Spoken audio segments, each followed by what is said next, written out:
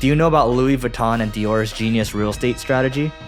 No, but they probably own a lot of the real estate where their stores are. So check this out. So Trung Fan says this. New Bloomberg profile on Bernard Arnault with details on LVMH's real estate strategy and why it's key to beating luxury rivals. So I'm going to just call out the highlights here. So when LVMH buys a building, so they own Dior, they own Louis Vuitton. So when they buy a building, it takes the best storefronts for its own brands and often asks rivals to move out when their leases expire. That's the first part. The second part is they are either, so for rivals, all this creates an intolerable imbalance of power. They are either at the whim of property owners desperate to score a Dior or a Vuitton store, or LVMH itself is their landlord. Either way, they're likely to get bumped from the best locations. That's smart. Yep. And that's why they're one of the most valuable companies in the world. And you're saying that in many cases, they're just buying the real estate. Yeah. So like Arnault exploits this imbalance in a few ways, namely through real estate. His private equity arm, L. Catterton, owns properties worth billions of dollars, including premier real retail locations and office building in most major cities. And it's taken advantage of cheap borrowing costs to accelerate the pace of acquisitions. Last year, LVMH spent 2.45 billion pounds or euros maybe, on real estate acquisitions, a record for Arnault's group. Yeah, here, check this out. I just Googled. The property 468 North Rodeo Drive, which Rodeo Drive in Beverly Hills is amazing real estate for shopping, is owned by LVMH and is not currently being used. The property housed Brooks Brothers store until 2018 when the men's clothing brand sold the building to LVMH. There you go. See? Reinforced. Sometimes there's like multiple dimensions of chess you have to play to win. Yeah. Dude, wow. LVMH buys Rodeo Drive retail space for $110 million. I didn't realize it's this expensive. When? This is March 2018, so it must be a crap load more now. Yeah. Okay, LVMH, Louis Vuitton Inc. purchased a two-story, 6,200 square foot retail space at 456 North Rodeo Drive in Beverly Hills for $110 million, nearly $17,750 per square foot. Wow. And their stores look the best. When you drive by Rodeo, the Louis Vuitton store, there's a Dior store, right? Or is it coming? Dude, I don't know. You would know. My kids don't shop at Dior. Wife? She shops like at Aldo and Lululemon. Oh. See, that's good. She has Louis Vuitton and all these brands too, but she doesn't wear them, so she stopped buying clothes. Yeah. When I first started dating her, it was different, but at this point, she's used to. How long did that take? Not long. By the time we were married and stuff, she never cared for fancy stuff. Dude, there was one time I bought her a Louis Vuitton purse, and I don't know how much it cost, but I remember this was when we were having our first baby, and I bought a Louis Vuitton purse it was a big, nice purse that had these compartment drawers that you can add inside, so it'd work like as diaper bag, etc., but still be a Louis Vuitton mom purse. Bag. Yeah, and it looked really nice and expensive. Guess how many times she wore it? Once. 0. There you go. And then a few years later, and she liked it. Like genuinely, she liked it. Yeah. But my wife doesn't really care on purses. She doesn't really wear fancy shoes or anything like that. She has a 1-carat ring. Doesn't really care for, fancy ring. Yep. And like one of our friends that has a 10-carat ring. Really? Yeah, I told you. Oh yeah, that's true. But everyone has each their own. I think what we spend money on is, I don't know what we spend money on. Homes. Yeah, probably homes is the biggest expense. Yeah, I mean, in the last 12 months alone, you've swapped probably like 6 or 7. Yeah, sadly. Yeah. I got to take a minute to tell you about the Agency Owners Association. This is a peer group for agency owners. Think YPO or EO, but for agency owners. And I just wanted to read you a couple of testimonials. So this first one comes from Carrie, and we asked her, what do you like most about the group? She said, having a group of people to discuss and bounce ideas. The leads are great too. Yes, we share leads in this group as well. This one from Alian, he says, the ability to really post whatever I want and need, and the group responds. Great experienced members, getting a lot of insights from conversations with other members, getting a lot of value from sessions from Eric, getting advice from others as well. And so if you want to grow your agency faster and you want a peer group to do so, just go to marketingschool.io/agency. This is a group that both Neil and I created. And our hope here is to create a vibrant community of agency owners and do a lot more with it in the future. So again, marketingschool.io/agency, and we'll see you inside. I saw an Alex Hormozi short.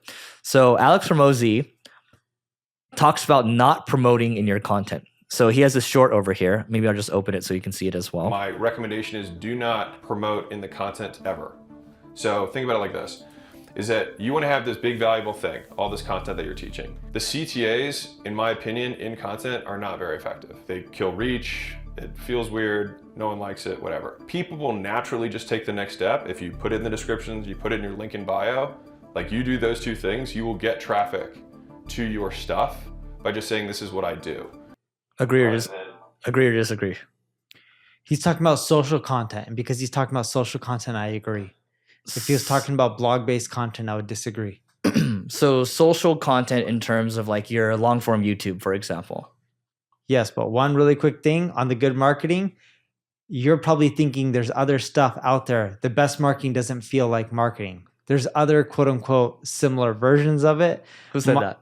That is Thomas Fishburne. Yeah, see? Good old Thomas Fishburne. I have no idea who that is. But mine is good marketing looks, you get what I mean, right? There's other variations of it. Yeah.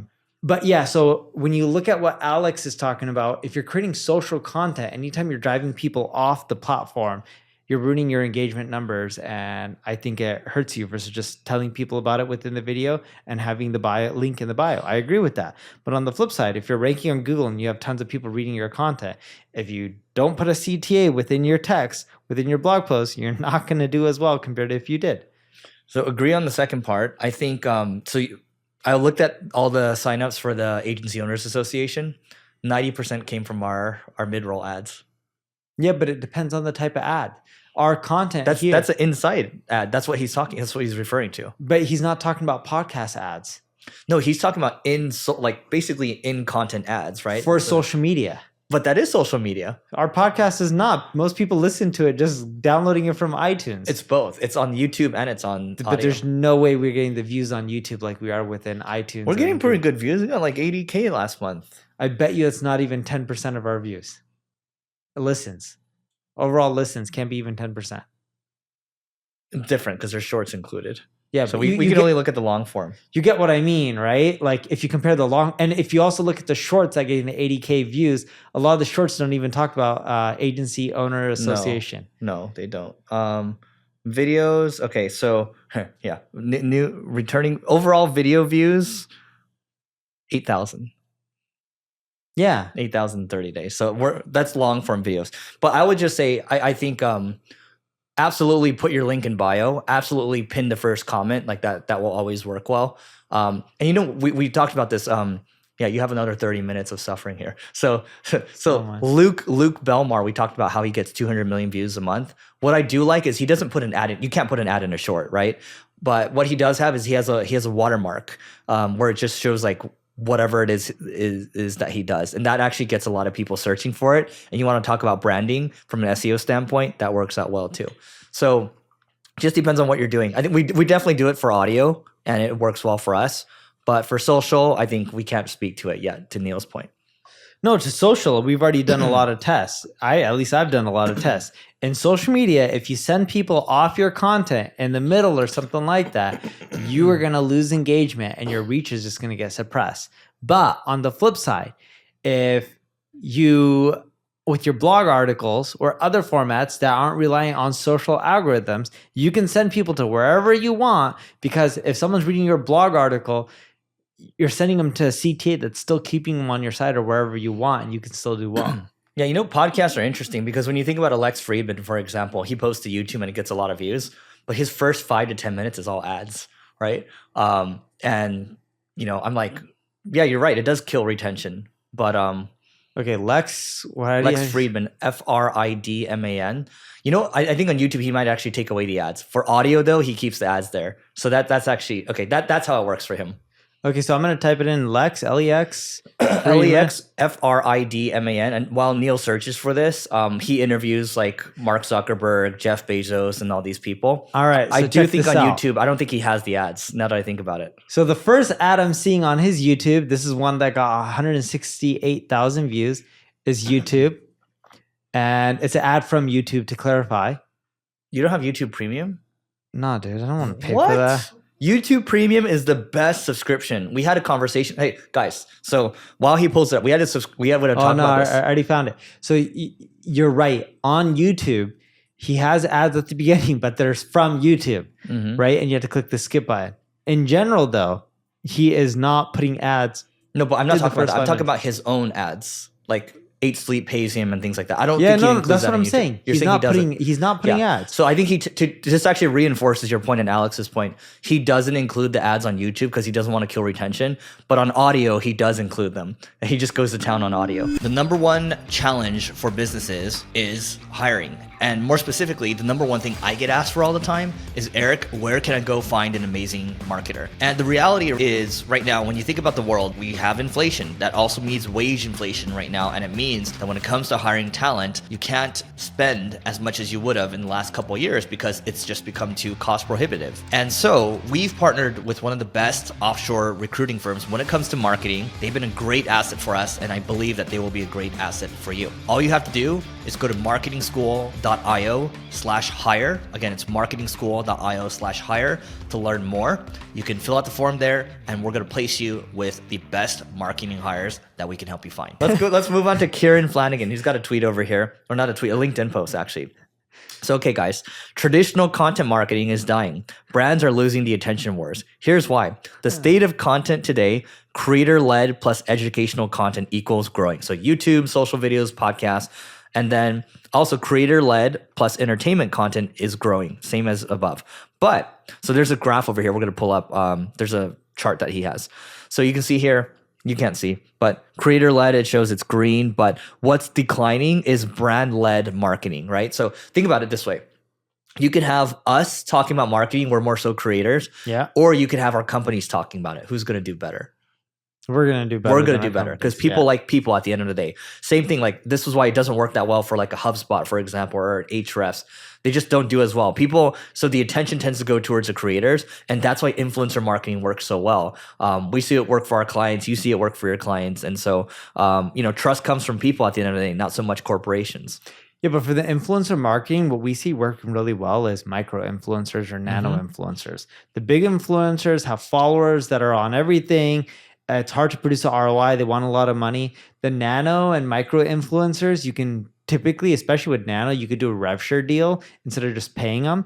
And we find that to be extremely profitable. Micro influencers, you can get profitable, but it's a little bit more work. But the nano influencers, we can make money hand over fist. It's just having a team to reach out and get them in quantity. You talked about the power of marketing, a magic pill. Dude, Ozempic, you know what's funny? If you think about marketing pharmaceuticals, they're very restricted. There's a lot of legal issues with this. I don't know if you're familiar with pharmaceutical marketing. And every country is really different. But the drug that's doing really well from word of mouth marketing is Ozempic. And I remember going to Austin years and years ago, and Ryan Dice told me something that was really interesting. He's like, Neil, if you want to maximize your conversions, you got to promise people speed and automation, right? And you're talking about maybe like 12 plus years ago, he told me this. And I was like, huh. And this was particularly for upsells. So if someone buys a product for like $100, you can sell them on a lot more money.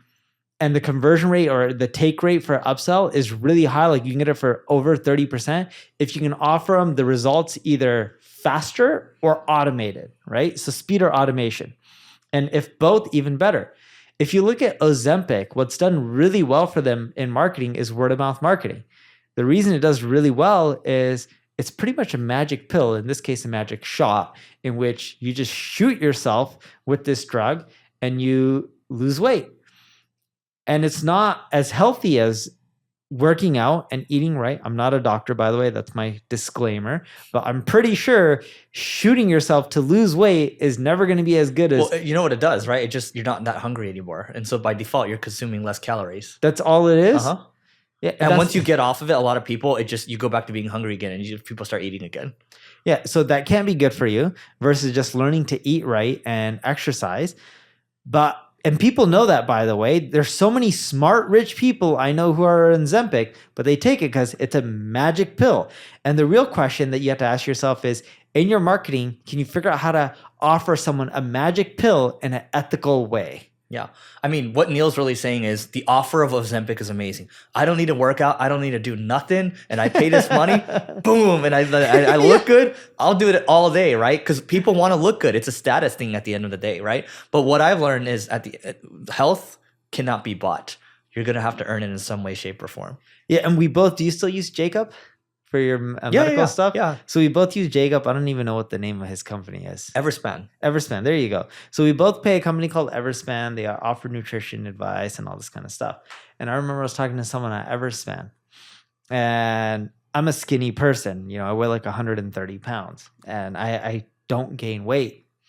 And they were just like, oh, you can pack on more muscle. You need to eat tons of protein and all this. And they've been telling me this for way over a year, maybe 2 years now. I still don't eat tons of protein. It's just not in my diet. I don't care to be jacked or have a six pack.